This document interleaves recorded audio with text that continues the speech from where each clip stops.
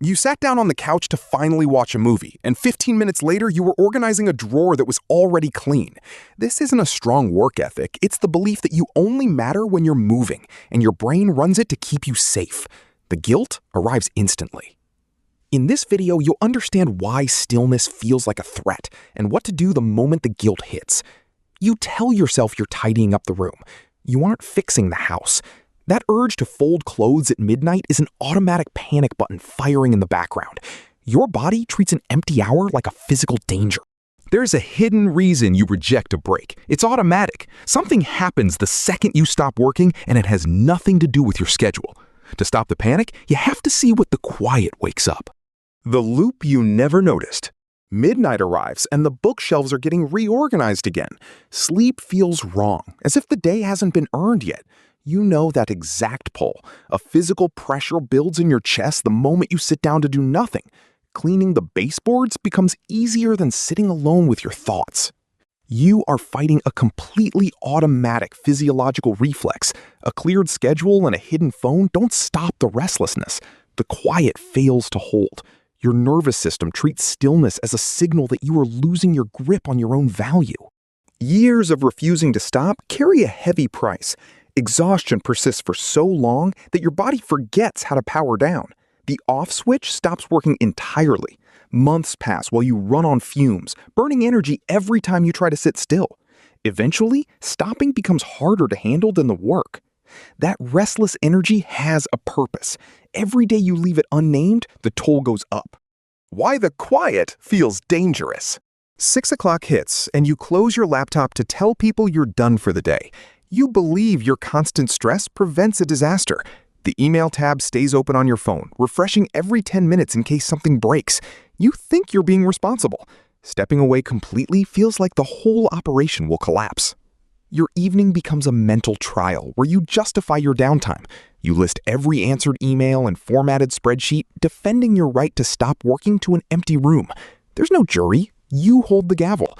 Every time you try to rest, your jaw sets tight. Letting go of the worry feels like letting the project fail. You hold your breath because you think it keeps the car's engine running. The car drives fine, but you refuse to exhale. Your posture carries the entire outcome, as if your personal misery is the fuel keeping everything from crashing. Turn off the phone notifications and put it in another room for 1 hour. This distance proves the world keeps spinning without your supervision. Write the worst-case scenario on a sticky note and leave it on the desk. The worry stops spinning in the background because it has a physical place to live. The day ends, but the debt remains active. The shield of constant motion. Why do your shoulders tense up the second everyone leaves? You use constant motion to outrun your own thoughts. The minute you sit, everything you ignored all week rushes in. So you start moving again. You sort a stack of junk mail just so you don't have to face your own stress. You turn the car radio up so loud you can't hear the engine knocking. It still knocks. The loud music just hides the problem, and your endless chores do the exact same thing to your emotions. The louder your tasks get, the easier it is to ignore the warning light inside your own mind. The fix is laughably small, but it requires massive courage. Sit in a chair with no screens for exactly 2 minutes before starting the chore. Pausing without a distraction forces the hidden emotion to the surface. Name the feeling you're trying to avoid out loud. The constant mental noise leaves your mind entirely hollow. That's 2 of 7. Paying for your own presence. One path leaves you completely drained. The other path lets you actually connect. You treat your exhaustion as the price you pay to be loved. A friend comes over for the afternoon, and you spend 2 hours fetching drinks and clearing plates, completely missing the conversation. On the alternative path, you drop onto the couch and simply listen. Same afternoon.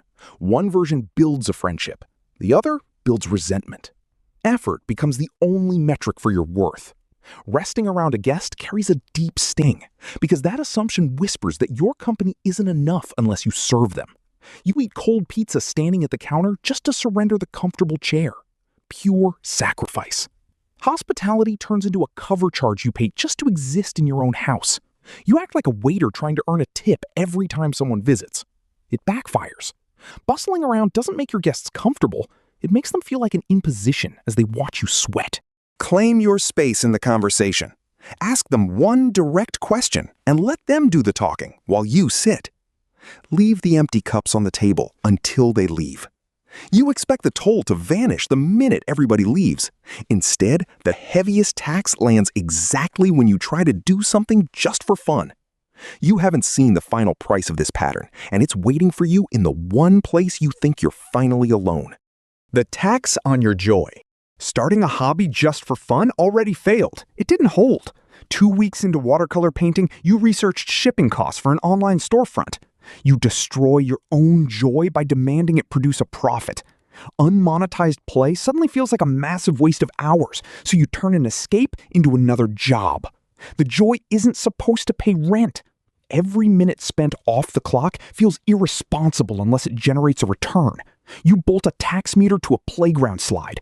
Instead of simply enjoying the ride, your hands tighten as you calculate the cost of the trip down. That need to monetize happiness operates as a heavy emotional tax, one you pay just to justify a single afternoon of fun. Right now, your creative hours exist only to build a resume. You evaluate every knitted scarf by how well it will sell to a perfect stranger. The canvas is ruined before the paint even dries. This single swap breaks the cycle. Throw away the first thing you make today so it can't be sold. From there, write down one hobby you refuse to ever make money from. You treat your own capacity for rest as a commodity to be auctioned off. That habit turns every quiet hour into an unpaid debt you feel forced to settle. You are currently hunting for a way to turn your own existence into a product. Why you trust the exhaustion. Imagine scrubbing a spotless plate until the ceramic chips away. The sharp sting in your hands goes ignored because you stopped listening to your body hours ago.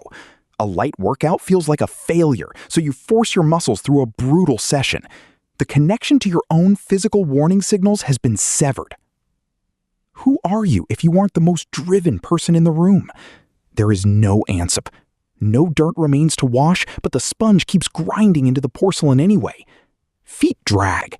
Another mile gets added to the run because stopping feels worse than the ache. Say out loud that your body has already done enough today. Walk out of the gym and go straight home. Every time you demand suffering as payment for your own value, you lose a piece of who you actually are. This engine is built exclusively to wear itself down. How the loop finally breaks. You opened that drawer because doing nothing looked like a failure. Now you know the problems. Psychologists call this pattern performance-based self-esteem. In plain words, this means you only believe your value exists when you are moving. Every time you rush to prove your usefulness, you are trying to earn the right to exist. You keep waiting for someone to hand you a permission slip to finally stop. That paper is never coming. You have the permission to rest right now, and waiting for an outside signal is the one thing keeping you pacing. Subscribe. That piece is yours to claim today. Subscribe. There's more here to help you shut the drawer and take a seat.